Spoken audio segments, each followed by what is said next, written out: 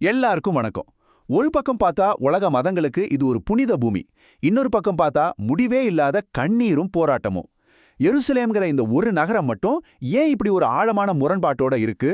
வாங்க, இந்த மர்மத்துக்கு பின்னாடி இருக்கிற காரணங்களை நாம ஆழமா பார்க்கலாம்.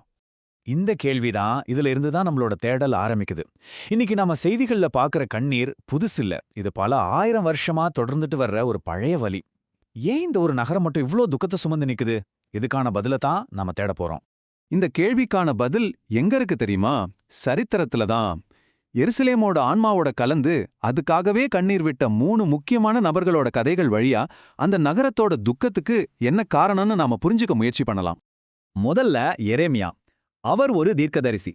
அந்த நகரத்து மக்கள் செஞ்ச தவறுகளையும் அதனால பாபிலோன் பேரரசால வரப்போற பெரிய அழிவையும் அவர் தன் ஞான கண்ணால முன்னாடியே பார்த்தாரு.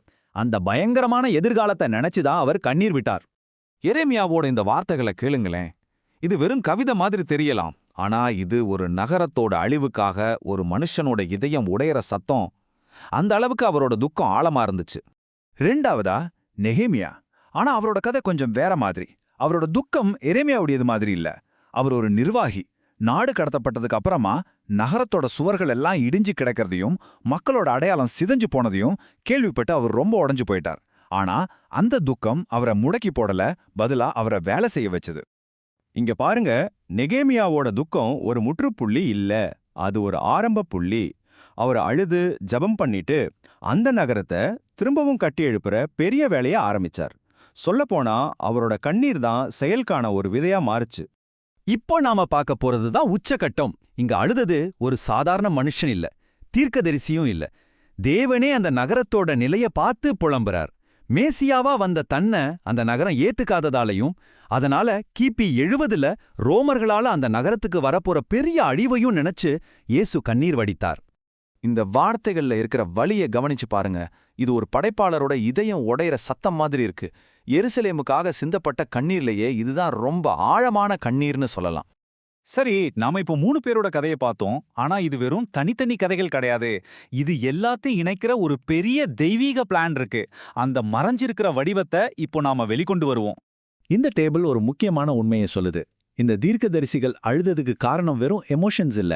அவங்களோட இதயம் அந்த நகரத்தோட நிலைய பத்தி, கடவுளோட இதயம் எப்படி துடிக்குதோ அதே மாதிரி துடிச்சது. அதனால அவங்க கண்ணீர் உண்மையில கடவுளோட கண்ணீரோட ஒரு பிரதிபலிப்பு தான். இதை நீங்க பார்க்கும்போது ஒரு விஷயம் நல்லா புரியும்.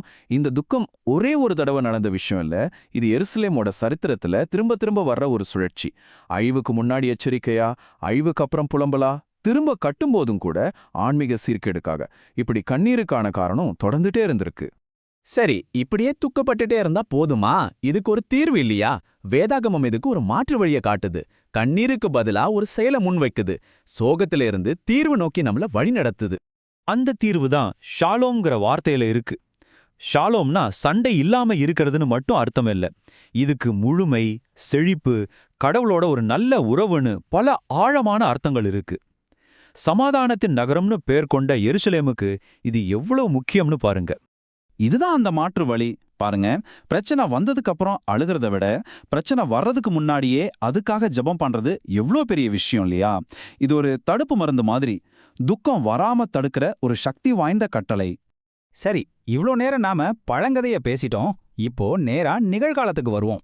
1000 வருஷத்துக்கு முன்னாடி இருந்த அதே பதட்டங்கள் இன்னைக்கும் அந்த நகரத்துல எப்படி எதிரொலிக்குதுன்னு பார்க்கலாம். இன்னைக்கு நியூஸ்ல வர்றதெல்லாம் பாருங்க. தொடர்ந்து நடக்கிற போர்கள், புனித இடங்களுக்கு பக்கத்துல பதட்டங்கள், அரசியல் அழுத்தங்கள், இதெல்லாம் எதை காட்டுது? அந்த நகரம் இன்னைக்கும் அதோட உண்மையான ஷாலோமை தேடிட்டுலாம் இருக்கு. போராட்டக்கள அப்படியே தான் இருக்கு. ஆனா காட்சிகள் மட்டும் மாறி இருக்கு. சரி, இந்த சரித்திர பயணம், இந்த நிகழ்கால நிலவரம், இது எல்லாத்தையும் சேர்த்து நாம இதிலிருந்து என்ன தெரிஞ்சுக்கணும்? அதான் முக்கியமான கேள்வி. இது ஏன் நமக்கு முக்கியம்? இந்த ஒப்பீடு தான் முழு கதையோட சாராம்சம். அப்போ தீர்க்கதரிசிகள் அந்த நகரத்தோட ஆன்மீக நிலைக்காக அழுதாங்க. இப்போ நாடுகள் அதோட பூமிக்காக சண்டை போடுறாங்க. கண்ணீரோட வடிவம் மாறி இருக்கலாம், ஆனா அதுக்கு மையமா இருக்கிற அமைதியின்மை இன்னைக்கும் அப்படியே தான் இருக்கு. அதனால தான் இந்த முழு பகுப்பாயோட மைய கருத்தே இதுதான். வரலாறு முழுக்க பாத்தீங்கன்னா எருசலேம் எப்பவுமே ஒரு சாதாரண நடுநிலையான நகரமா இருந்ததே இல்ல. அது ஒரு ஆன்மீக மையம், ஒரு மோதல் மையம், ஒரு தீர்க்க தரிசன அளவுகோல். ஆக பல 1000 வருஷமா எதிரொலிக்கிற இந்த ஒரு கட்டளையோட இந்த ஆய்வை நம்ம முடிக்கிறோம். இது ஏதோ சரித்திரத்துல முடிஞ்சு போன விஷயம் இல்ல. இன்னைக்கும் உயிர்ப்போட இருக்கிற ஒரு அழைப்பு.